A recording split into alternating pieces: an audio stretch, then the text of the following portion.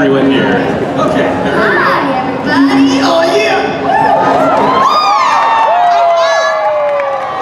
So, hello out there. Good afternoon, Momocon. As you know, Overwatch is celebrating its first anniversary. And we thought...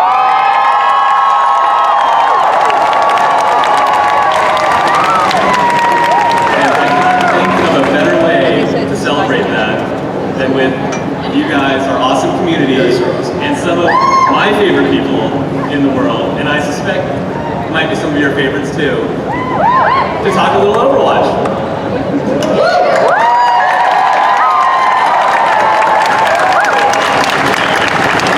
So I know it's probably not necessary, but I think maybe some quick introductions in order. Yes. I'm Michael Chu, I'm the lead writer of Overwatch.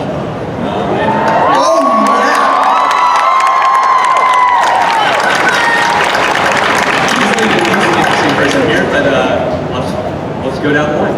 I'm Lucie Pohl. The doctor is in. Lucie. I know. This is Soldier 76 reporting for duty.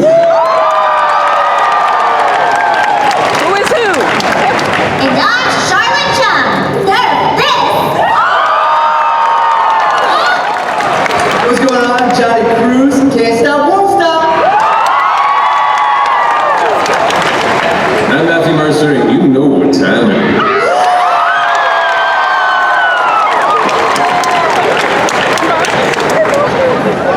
Alright, so maybe to kick it off, since we're celebrating the first year of Overwatch, I was wondering if maybe you could share some of your favorite stories from this first year. Anything that particularly memorable happened or something you really enjoyed?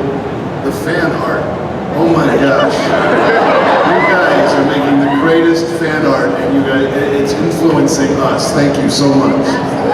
Fan art and the fan costumes, the cosplay that's come out of this community. Oh my god, and this audience. It's God. Holy. One of my favorite things that happened was I was in Edinburgh, Scotland, talking to someone that I didn't know on the street, because that's something that I do. And suddenly he looked at me and he said, "Wait, are you Mercer on Overwatch?" And he just recognized my voice somewhere in the middle of the world, far away from me, from home, and that was so wild. So yeah, that's one of my favorite memories. For me, I think what's been surprising is how amazing the community is. All you guys and all the sharings you give me on Instagram, Twitter about how it's affected your lives and how positively it's affected your lives.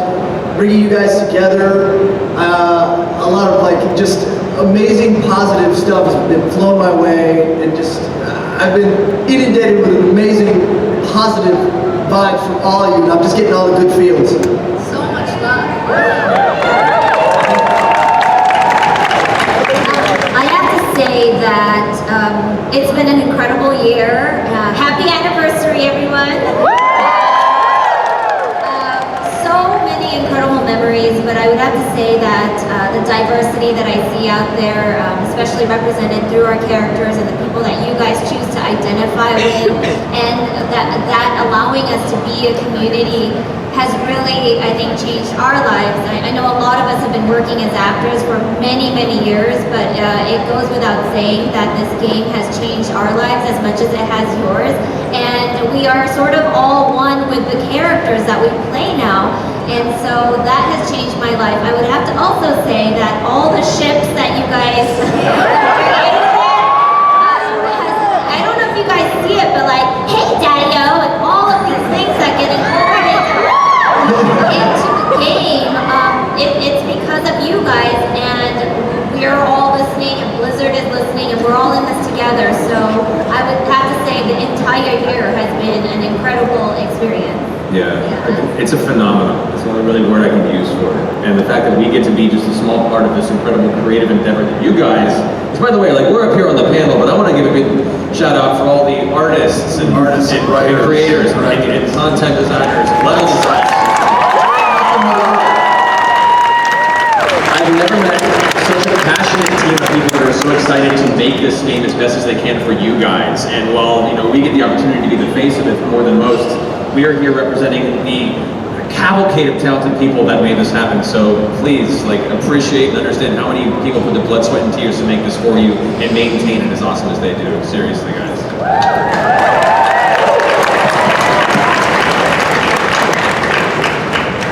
I think one thing would be fun to talk about is maybe a little bit about how you guys bring these characters to life. So going down the row, what I'd like to know, and I'm sure everyone else must know, but mostly it's just for me, is when you're getting in the booth to play your characters, what do you do to get into the mindset and performance of your specific character?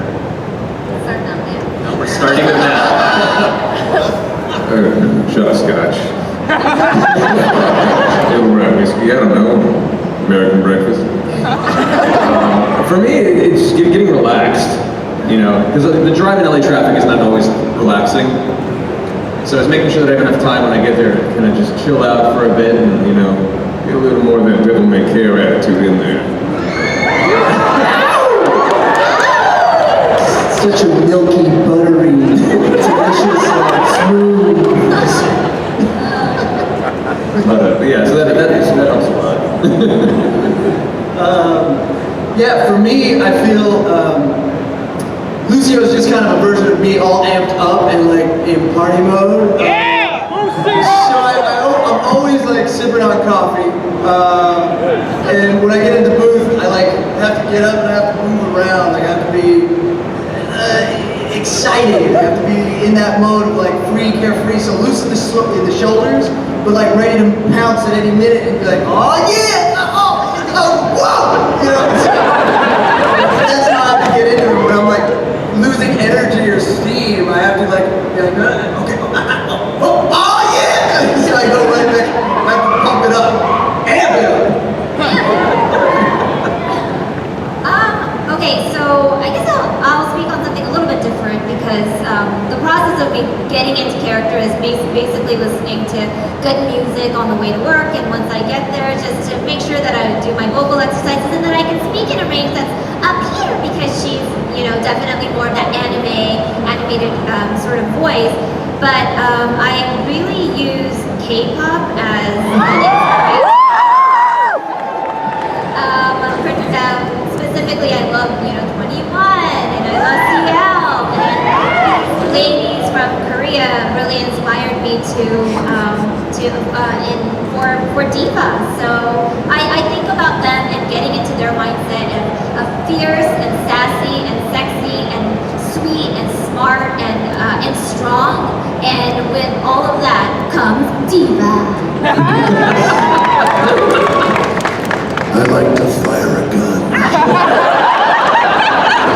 Gets me right in the mood, the smell. It's great. No, it's same thing with Matt. I gotta center myself. I gotta calm myself down. I like to listen and watch some reference. I call it tuning up. Kind of tune myself into him a little bit. And then I think about being a little bit older, a lot older, and really caring about everybody. And yes, being a daddy.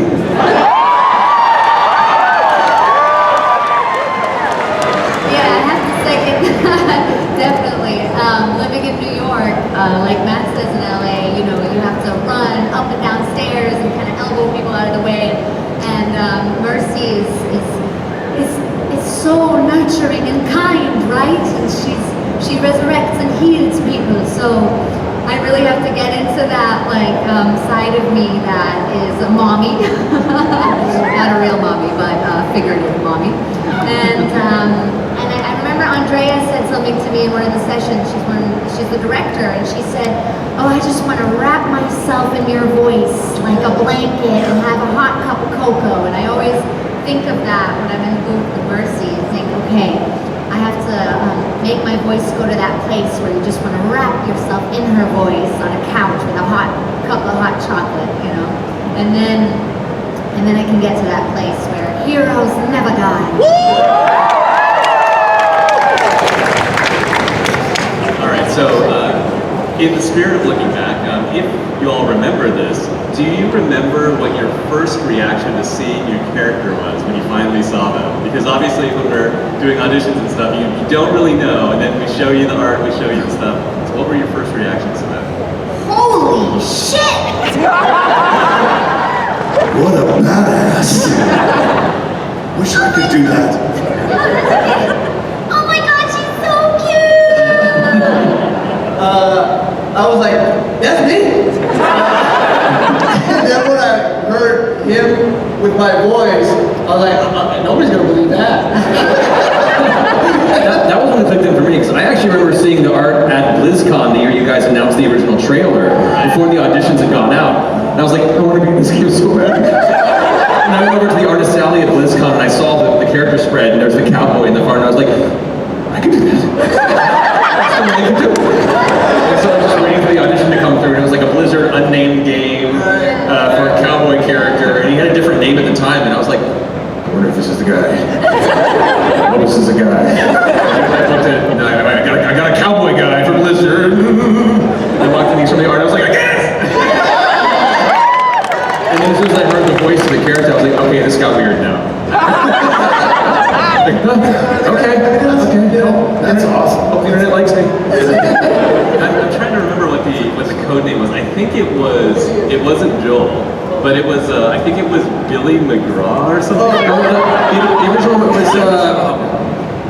was it wasn't just McCree. It was it was something. It sounded like that. Your typical country western singer. Yeah. It was a funny story when we were coming up with a name for that character.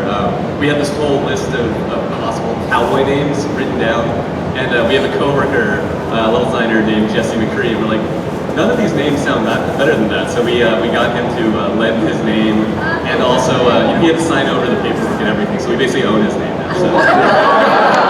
I got to meet him actually. It's called Bob now. I got to meet the actual Jesse McCree at the Christmas party last year. We got a picture together. He doesn't look like a Jesse McCree at all. But he does have fantastic facial hair. It is incredible.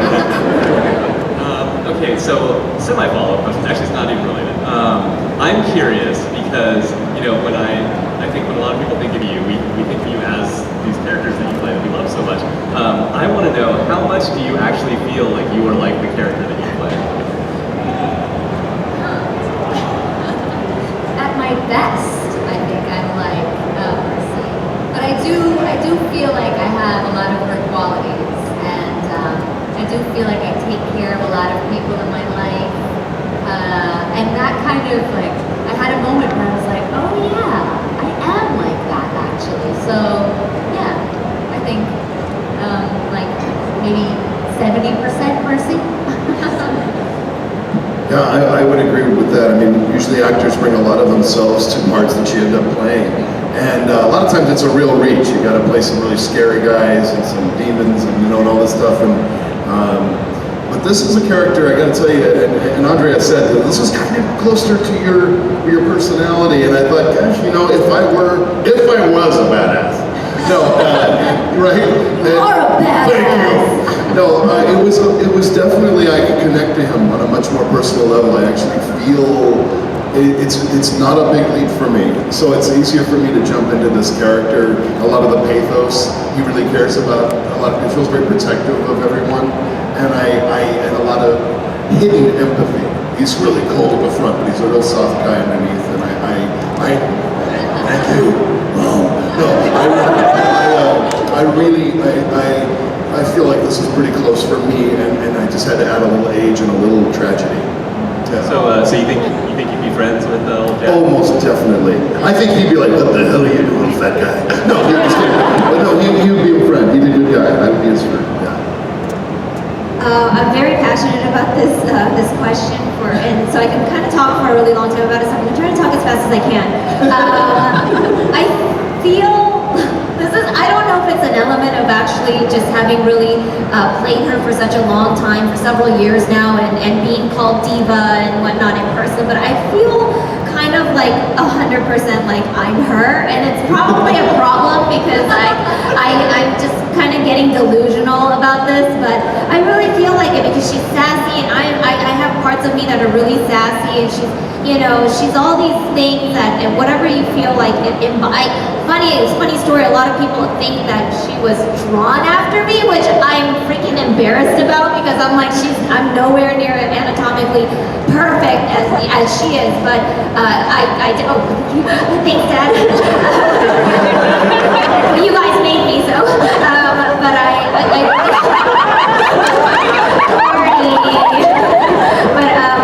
I do feel a kinship with her, and also just, of course, the fact that she's Korean and also a feminist. I don't know if you guys know this, but in Korea, the bunny was used as a symbol of feminism, and that was a huge. I feel like fighting that battle of sexism and equality, and so I love the fact that she could be young and sexy and hip, but at the same time she's sweet and adorable and feminine and smart and also strong. Despite the nerf, she's very strong. And I do want to add another story. This is just I'm going to embarrass Fred really quick, but at BlizzCon, when I first met him, I was actually a huge fan because of another game called Call of Duty, and I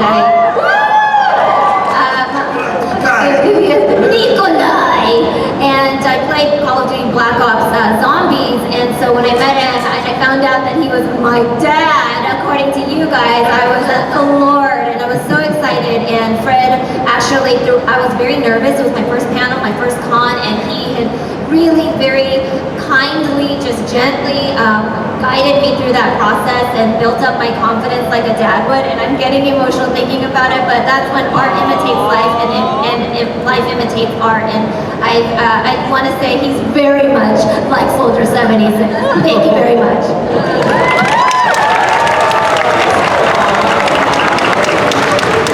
I would say, man, me and Lucio are very, very similar in the fact when I got my audition, it said, yo, cool, chill dude, super positive, like likes people like him, and I was like, I don't even have to look at this. I'm just gonna go in and be myself. And then I went in, I just did the lines, and I remember there's a video of me online where I'm just eating a bunch of like candy and like all kinds of like Pop-Tarts, and I'm just going nuts.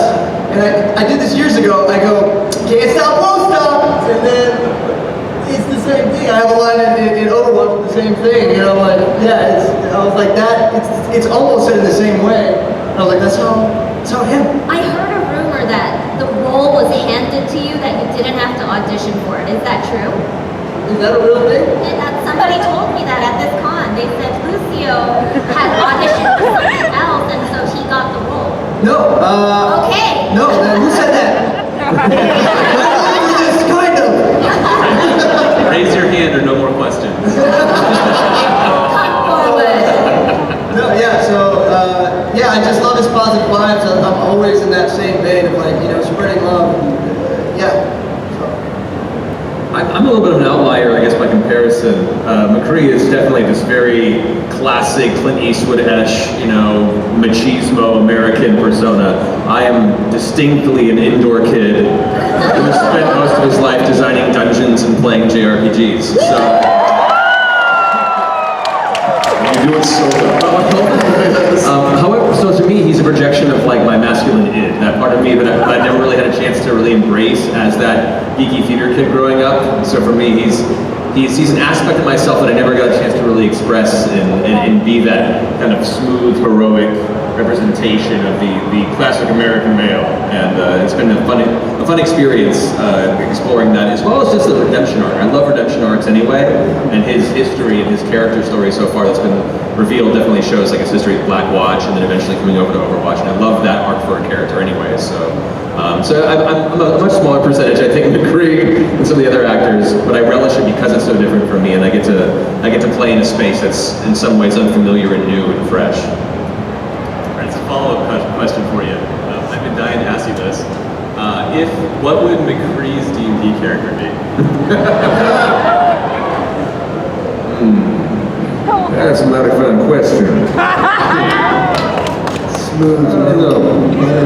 I mean, if we're going straight forward, I'd like to put myself crappy homebrew gunslinger by this guy named Mercer he made up the DM's Guild. But that seems a little too on the nose. I probably want to play a little out of my space, so roll me up a cleric. I want to see how Mercy likes it.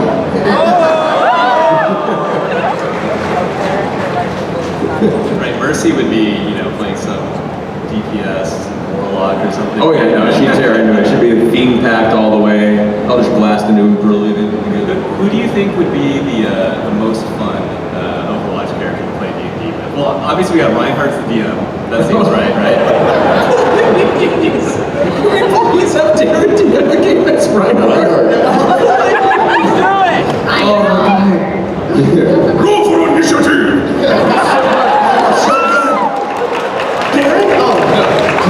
I love Darren so much.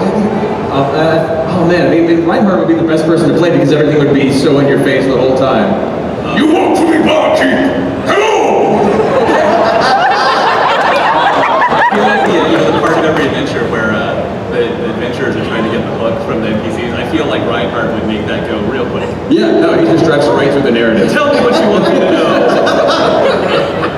Oh man, no, yeah, it's Reinhardt probably be one of the most fun, definitely, if not Lucio. Oh yeah. Those two guys. Yeah. Definitely, gotta get someone to play that bard sometime. Exactly. Be a damn fine bard. I'm in. All right, cool. All right, I got a question for you, Fred. So recently, in our last event, or second to last event, Uprising, one of the great things we got to do was we got to go into the past of Overwatch a little bit, and we got to learn about Jack Morrison, not in his Soldier 76 role. And one of the things that I really love about it was that you were able to actually play the younger version of 76. And I was wondering if maybe you could talk a little bit about how you approached that different version of the character. Oh, absolutely.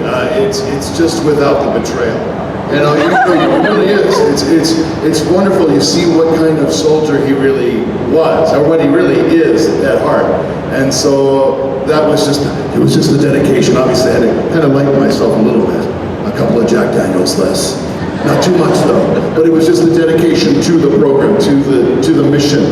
And then that was the prior before we realized, his directives were, he got betrayed and he lost everyone. And that's what really defined him later as Soldier 76. So Jack Morrison is just a great soldier, an augmented soldier, and is dedicated to the plan. And that was kind of, I like that we got to explore that, like that he really was all part of the mission. And of course, soldiers came first, but he really was just that kind of dedicated, what you were supposed to be. We're heading on Memorial Day and all the great soldiers, and God bless you for your service out there, for all of you who are doing it. It's a big deal. My uncle I had a lot of military in my family, and I have such respect for that. And so I wanted to bring that to it and honor that. And the sadness is, oh man, that went away, and now he had to become rogue. And then his personality did have to get a little crazy later. And that's all right. Sometimes you have to get a little crazy. That's right. Get off my lawn. So I have more questions, but I'm guessing that you all have some questions you'd probably like to ask a fine panel up here. So I think there's a microphone. There was a microphone down. Be respectful. Yeah. Don't climb over each other. Be careful of each other. Watch out for your friend, your partner. All right, well, before I throw it over there, I have one last question for you. I think all of us have seen how the voice actors in Overwatch, you guys really seem to be like a happy family, and you're really close. And I was wondering if maybe you could all just talk a little bit about the experience of that, interacting with each other and making the silly movies that we love. Yeah, it's been amazing. I mean, this is not something that usually happens, I would say, in on a project where you do the voice, because you record separately most of the time, and in our cases we live in different cities, on different sides of the country. I live in New York, you guys live in LA, and so it's really unique to get to know the other voice actors on a project like this. And then I think though, because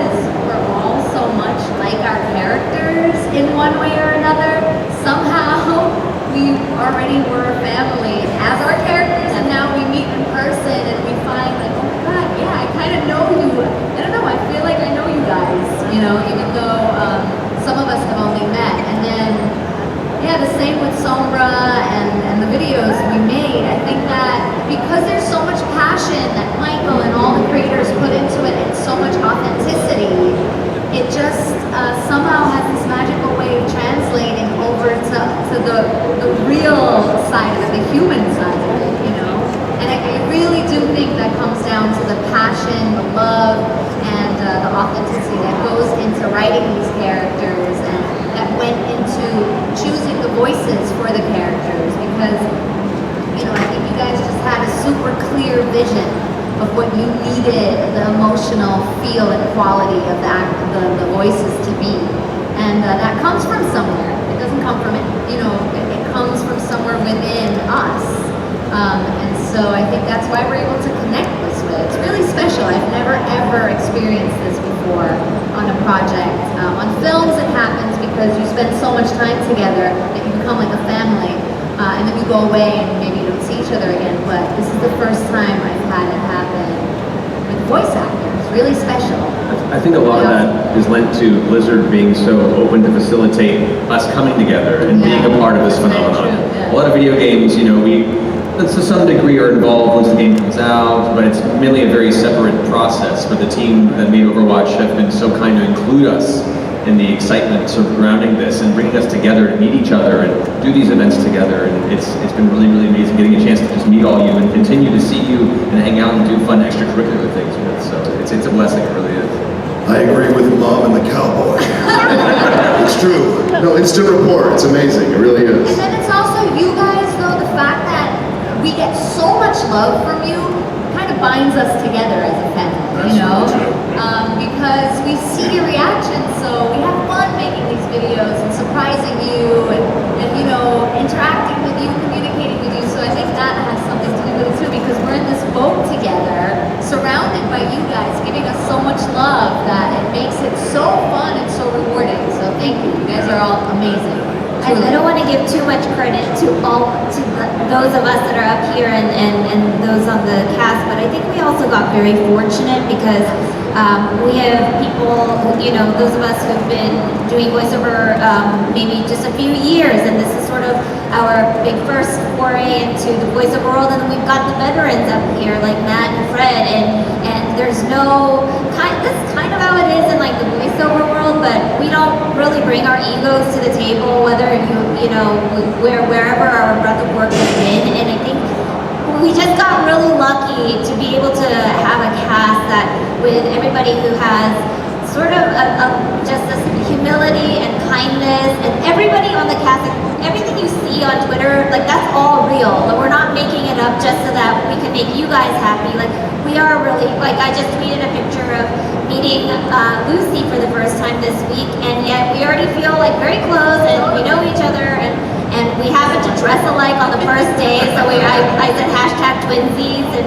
yes, she's Mom, but she's also like a sister to me now, and so I feel like that whole, we've been fortunate because of you guys picking us, and also, of course, you inputting, you know, your thoughts into what Overwatch needs to be, and us being able to reflect that back onto you. Yeah, I mean, so much of what Overwatch is continuing to grow and become is because of the passion of the community and all of you. You know, we couldn't do Overwatch and make the things that we were making now and the things we continue to want to do if it weren't for your amazing support. So, yeah, I've never seen like a partnership like this. It's really great with the audience. So with that said, I see that there's a few people who have questions to ask, so why don't we start in on this line? If you could just go for it. Okay, so I was wondering, what were the voices before the voices? Like, when you're all practicing, what was the voice that we might have heard for your character? Well, you know, I mean, it really depends. You know? A lot of times, you know, I'm using my own voice, right? And this is actually, Matt knows, this is pretty much how I sound normally. You start there. I don't know, actually, that's a good question. What do you think? I pitched this for Mercy, but it didn't work. I mean, it was close on those two, to be honest. I don't know, that's a good question, actually. Did you have in mind? Well, are you asking more like what we imagined, or more like what they were working through? kind of both. Like where you sat about it, and when you all heard like what your character was, what you started with, and how you. I think that's definitely more of a question for Michael because for the most part, what it sounds like to me is that we all kind of, the voice that you hear now is sort of what we brought in and we kind of landed it after that. So that's probably more of a question for Michael. What did you have in mind in comparison to what ended up happening? It's funny because if I could really describe it within my head, it would probably make everything easier for everyone. But it's interesting. You know, it's usually a vague idea of what we like the sound of the character to be like. We think about tone and then kind of like a texture of voice, that kind of thing. But there's really this magical process that happens when we start working with the actors, where we get to hear the voice, and then I think at the beginning of usually our first session, there's a little bit of like, okay, let's play with this a little bit. We did that. I remember. I mean, it was kind of going. How rough do you want it? Like for my character, we did kind of get they wanted it close to my own voice, just age me up a little bit. We had a lot of Clint Eastwood, with the Heartbreak Ridge kind of thing, and then kind of like pull back from there. And how low do you want it? I mean, we remember working with you, and it was almost like we were tuning it up. Like, how about in here? No, a little lower down here. No, he's not that guy. He's just in the middle. Just don't push. This thing for me, it was don't do too much. It was kind of, but I remember distinctly, we had to go through a few, but it was all about, for me it was the pitch, how low and how gruff. That was kind of for that one, but for you guys it's all probably different. I remember that too, that we worked through the pitch.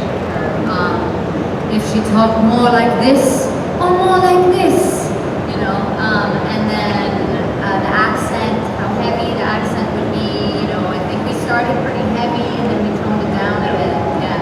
So we did work through some different voices. You were familiar with that accent though, pretty heavily before. Ja, weil ich bin doch aus Deutschland, ich spreche doch auch Deutsch. In German, yeah, so I've done that accent in different varieties, but usually more on a comical level, which is more like this, when you talk like this, and that's really funny because the Germans sound like this, Ja, natürlich, danke.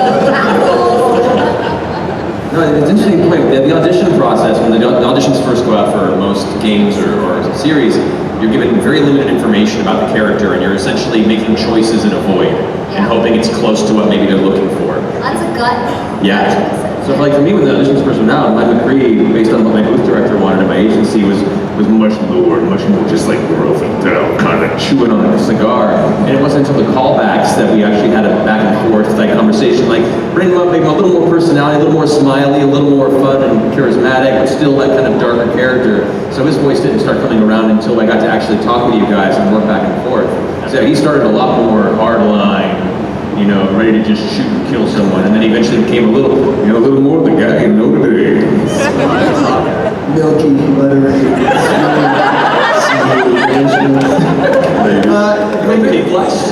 for me, it was like, I went and it was that. You didn't have to audition. Oh, whatever.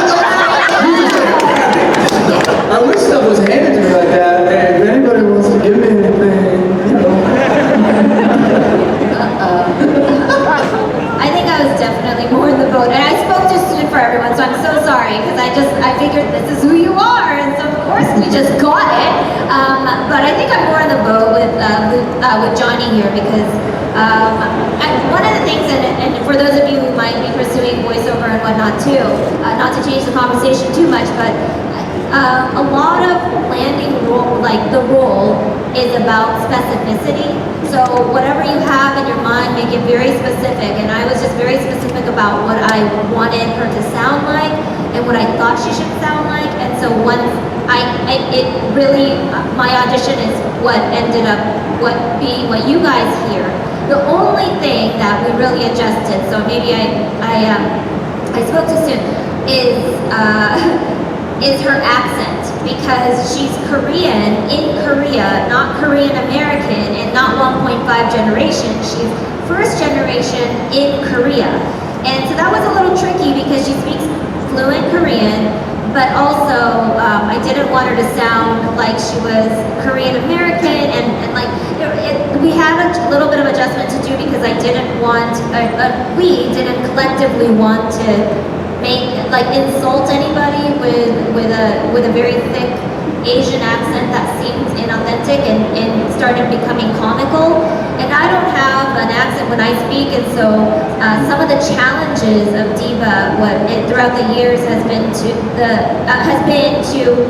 make sure to keep a little bit of that accent, because after a while it's just me, speaking as D.va without the accent. So that's been the only challenge, to make sure that she has a little bit of that accent still, without it being insulting to all Koreans in the world. All right, next question. Hi, I'm Daz. I love all you guys. Hi, we love you too. Hi, Elma. A while back there was a Twitch stream with Matthew and Chris McCree. You were playing the characters that you voiced in game. It was really awesome. But it was kind of like spontaneous to me, and I don't know if there were other instances of that. Is there any chance of more characters being played by you guys on Twitch or any other stream service?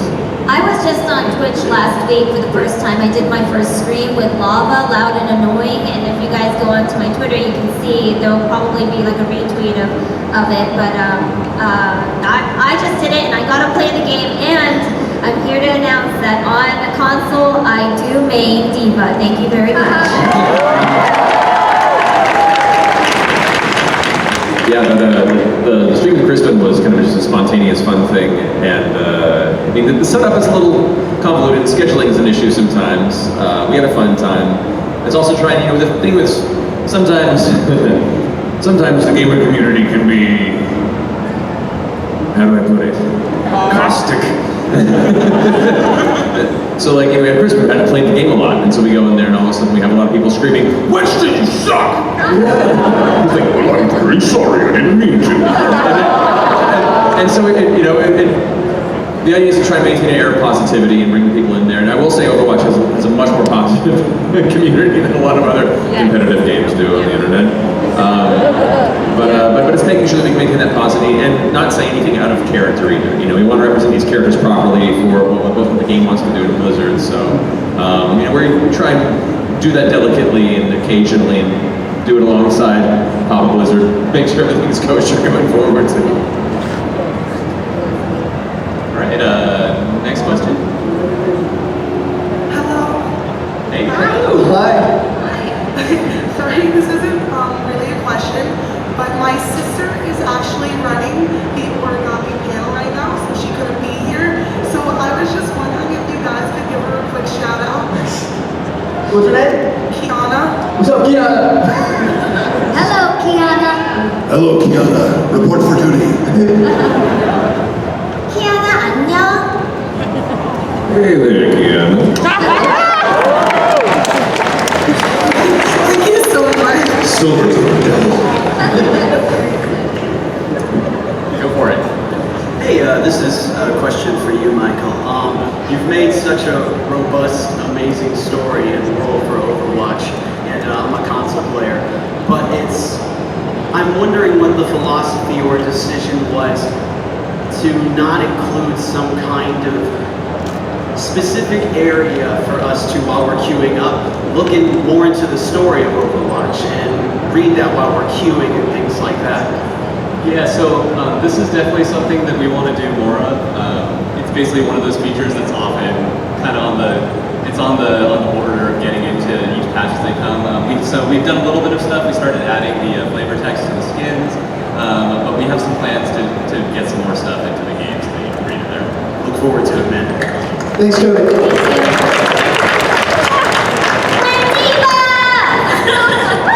Hi, my name is also Kiana, and I'm a D.va main.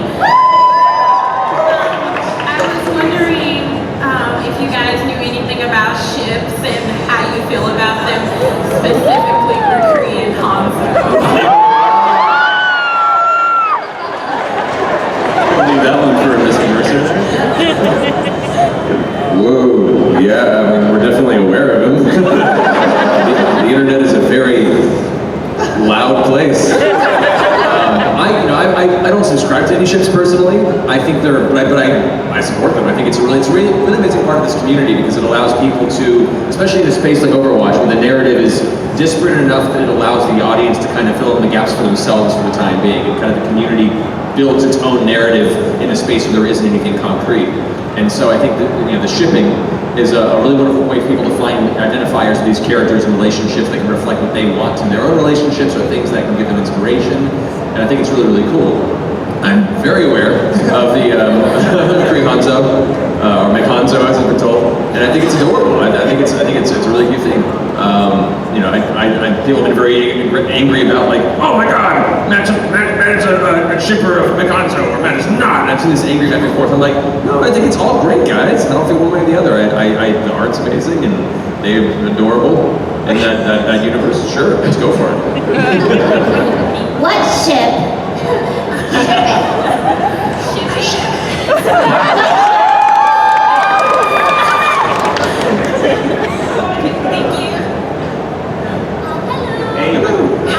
My name's Haley, and I had one quick question and a present for D.va, if that's okay. No. Okay. Okay, question. There's a lot of memes for Overwatch, obviously. And whenever that first, blew up on the internet, how did you guys react? I personally think all of it's funny, hilarious. I love seeing it. I love all the creation. Yeah, I find it very amusing. I'm always telling people, send me your memes. Yeah. Double tap. Absolutely, it's incredible creativity out there, and it just feeds us. Culturally, it's just great. Gremlin D.va! I'll be your daddy. On a more serious note, on the last question, well, this isn't a ship, okay, but okay. Talk about the ship. Yes, going back to the ship between D.va and Soldier 76. One of the things that I really liked about that was I got a lot of feedback about a lot of people saying that they don't have good father figures, and that's not really represented in the game world. And I just thought, I myself had a really tough childhood, so when I saw that happening, and it wasn't just romantic ships every which way, and that there were other relationships that are familial, especially with all of us, we all have imperfect lives with imperfect families, and to be able to live vicariously through these characters and these other relationships that seem really healthy and normal, I think is also is an encouragement. And so I'm a huge supporter of the ships, and I think that we need to continue to spread that positivity and creativity through the ships. It's great.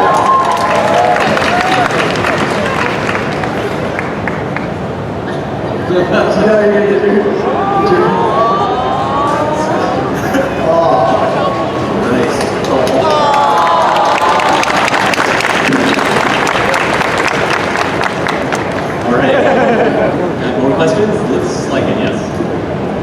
Oh no. No. Yes. So he's got a little bubble. What do you say? Nice try, Lucio. When fire beats grass, and then it's a little bubble. Charmander's Ember was super effective. Can we hold it up? Yeah, can you see it? That's right, she just kicked your ass at Pokemon. And then I'm like, oh, come on! It's cute, but no.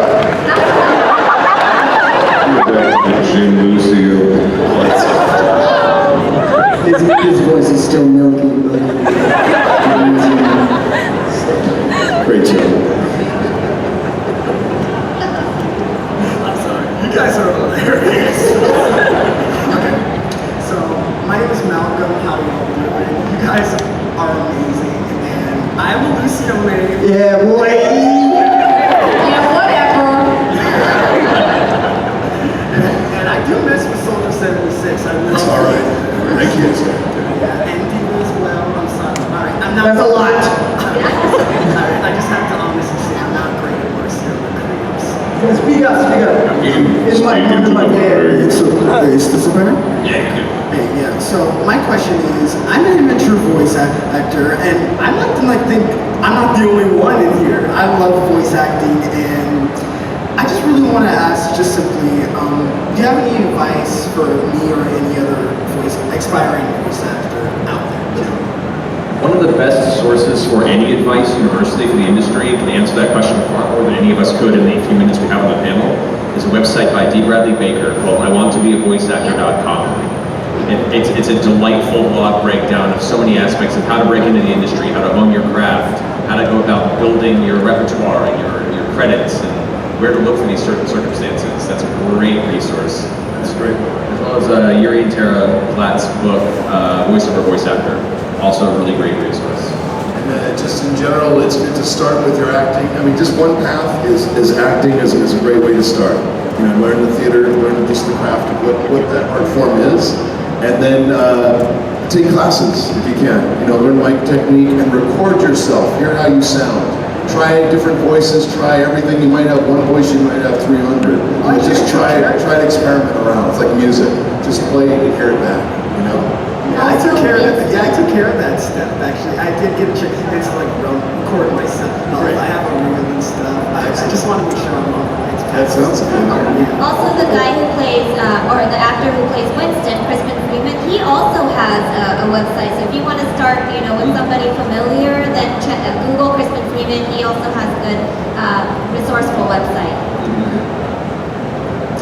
Thank you. Thanks, man. Good luck.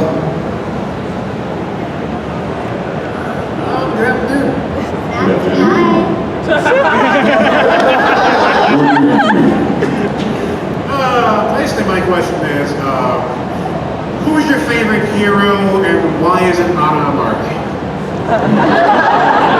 I think you answered your own question. But no, seriously, it's for Fred here. Your ultimate's ready, bro. For all the soldier names out there, give us the ultimate line. We're all soldiers now. You're in my sights. What you talking about? You talking to me? Are you talking to see you? That's a different one. No. What did you want me to say? You know, I've got you in my sights. Oh, he's right. I've got you in my sights. That's usually when the S is going down, when that happens. You know that, right? Okay. But thank you, my friend. And I now have you in my sights. And it's good to see you. Thank you, my friend. And actually, off that, I want to say Anna is one of my favorite character designs from the game because it's very rare to see a badass, matronly woman of a more advanced age as an awesome lead character in any sort of video game. And as soon as you guys announced her, I was like, yes, this is so awesome! And that attitude, she's so good. And the actress is so good. Oh, anyway, sorry, I'm nerdy. And I just want to point out, if you ever read the comic where Anna is fighting with Reaper and 76, she's totally kicking Reaper's butt. Johnny, how's it hanging? What's up, Hey, in Heroes of the Storm, when D.va was first released, I heard there was a couple of voice lines of you having like pickup lines and stuff like that. So I wanted to hear each and every one of your pickup lines. Michael, take notes. Put this in the game. Thank you. I mean, sometimes we do so many lines, I don't remember, like... What would be your pickup? Whoa, what would be? Yes. Oh, man. Do it. No, wait. I'm making it up? You're on your own. Did it hurt much when you fell from heaven?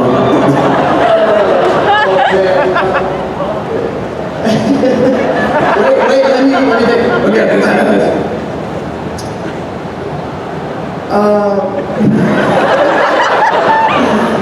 No, that was too cheesy. Cheese, Do it. you know what?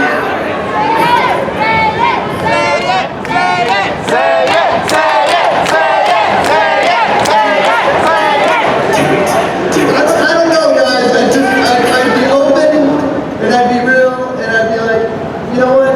Hey,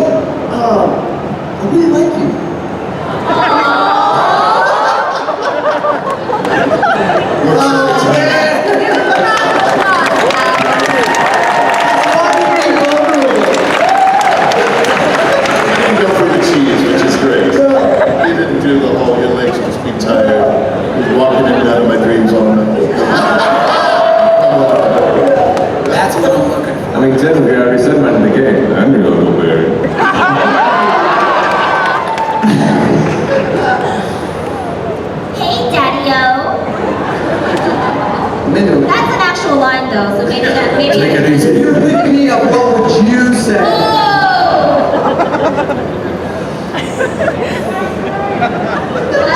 Let's go get some ice cream.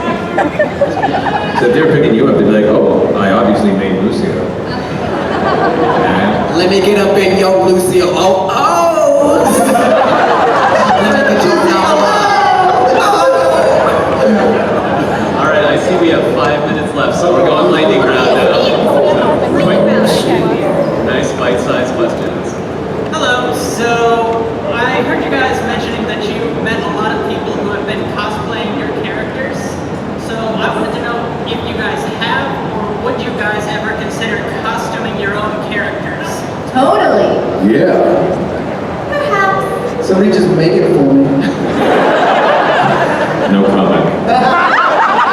You could get together with Blizzard in their costuming department, get them to make it happen. Hey, Jonny, can you rollerblade? Oh, I can rollerblade.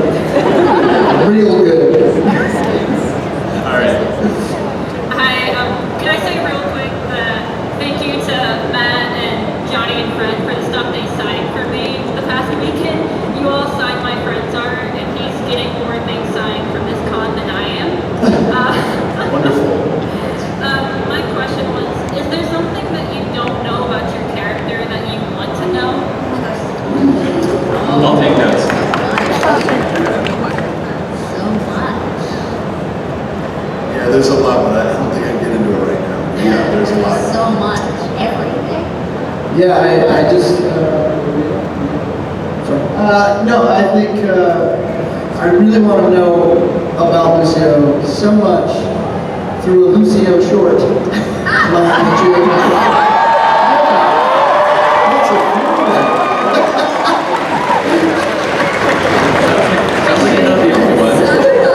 have 200 hours on Lucio, and Lucio short would be my dream. Thank you. All right, quick question. Hello, everybody. Hello. Quick question for y'all. Do y'all have a voice line that did not make it to the game that you liked a lot, that you wish would get for the game? I know who you. Do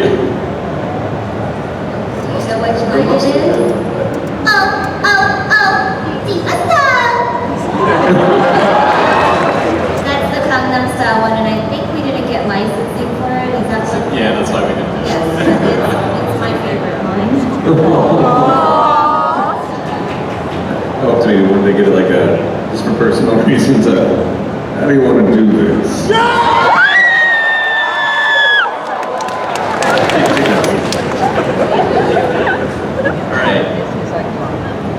All right, this one's for Matthew. I can't imagine why.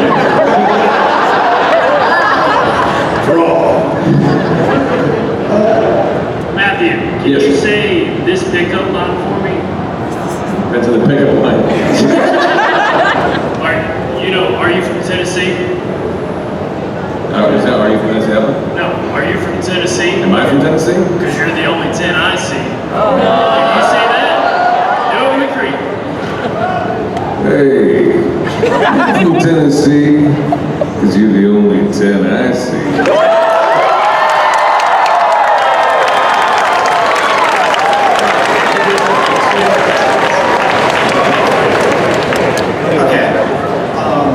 I feel obligated to ask D.va to say naked face for his Snapchat real quick.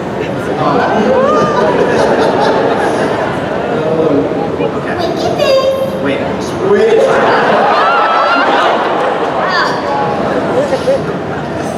Let's go. Winky face. Thank you so much. Do they tell you stuff about your characters before they become officially released? Like, for instance, when the soldier finds out that Anna Mari is really alive, do they tell you that stuff beforehand? Sometimes, yeah. I mean, we generally, by the time we're doing it, we know what's happening. We may not know a month before. We may not know the story. Sometimes we're just as surprised as you guys once we read what's going on when we're in the booth. But yeah, we get informed. All right. Yeah. Thank you so much. I'd say, Is that what you mean? Yeah. I'd say we're about as excited for each recording session to learn new things about our character. We don't know. Yeah, we walked in and we're like, what happened? Oh, and they show us the film and we know, okay, yeah. We're much a fan too. Sometime he'll tell you. All right, I think this is the last question. Make it good. Yeah, make it a good one. Make it the best ever. Okay, now pressure. Come on, soldier. I just gotta know, who do you guys main in Overwatch if you guys do play it, which I may do. Also, Lucio is the best. Thank you. All right, I guess we'll go down. I don't really main anyone, but if you looked it up, most hours played Reinhardt. Mercy. I love Soldier and I like the monkey. On PC, I main Roadhog, and on console, which I have the most hours for, I main D.va. So this isn't official or anything, but because I haven't really gone through it, but I would do Junkrat for the longest. I learned to main McCree because I felt like I had to. I'm actually enjoying very much, but actually most of the time outside from him I play Mercy. Mercy. Support love, guys. And stay on the table. All right, thank you everyone for coming, and give a big round of applause for this awesome.